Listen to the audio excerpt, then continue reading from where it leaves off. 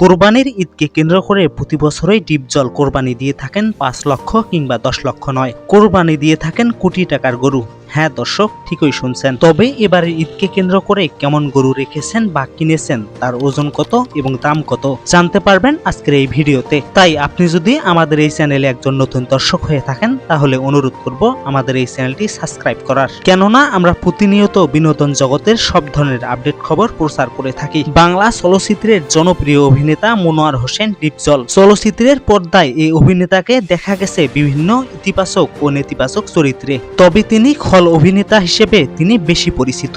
পর্দায় তিনি যেমনই থাকুক না কেন, বাস্তবে তা ভিন্ন।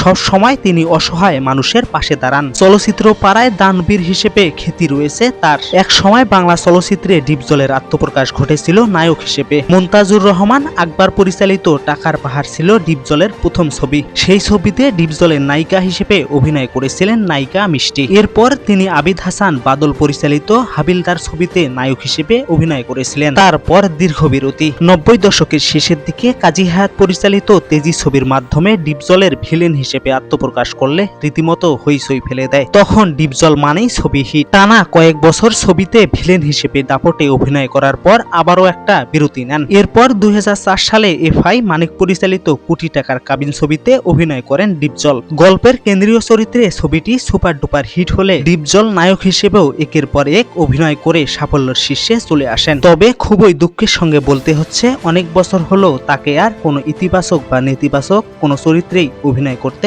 দেখা যাচ্ছে না। উল্লেখ্য, কয়েকদিন পরই ঈদুল আজহা। আসন্ন ঈদ উপলক্ষে জমে উঠেছে পশুর হাটগুলো। ডিপজল প্রতি বছর কোরবানি ঈদকে কেন্দ্র করে কোটি কোটি টাকার গরু লালন পালন করে থাকেন। এবছরও তার ব্যতিক্রম নয়। কোরবানির গরু আমি নিজে বানাই করি।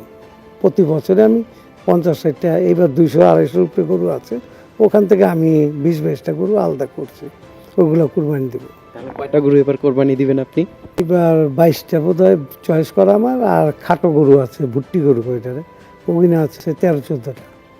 আর খাসি কিনে নেই, খাসি কিনে। তিনি এবার ২০ থেকে ২২টি গরু কোরবানি দেওয়ার প্রস্তুতি নিয়েছেন। সম্প্রতি তাকে আরো প্রশ্ন করলে বলেন, এবারে ১৪০০ কেজি ওজনের মতো একটি গরু চয়েস করেছি, আর বাকি সব গরুগুলোর ওজন হবে প্রায় ১০০০ কেজির আশেপাশে। তার ভাষ্য অনুযায়ী তিনি কোরবানি দিবেন কোটি কোটি টাকার উপরে। অভিনেতা ডিপজল বলেন, কোরবানি শুধু আনুষ্ঠানিকতা নয়, এটি ত্যাগ ও মানবতার শিক্ষা দেয়। তাই তিনি প্রতি বছর চেষ্টা করেন বেশি সংখ্যক পশু কোরবানি দিয়ে অসহায় দুস্থ মানুষের মাঝে মাংস বিতরণ করতে। এবছরও তার ব্যতিক্রম হবে না বলে তিনি জানিয়েছেন। দর্শক, ডিপজলের এমন মহৎ উদ্দেশ্য আপনি কেমন চোখে দেখছেন, আর তার কোরবানির গরুগুলো আপনার কাছে কেমন লেগেছে তা কিন্তু অবশ্যই কমেন্ট করে জানিয়ে যাবেন। দেখা হচ্ছে পরে কোনো ভিডিওতে, ততক্ষণে ভালো থাকবেন।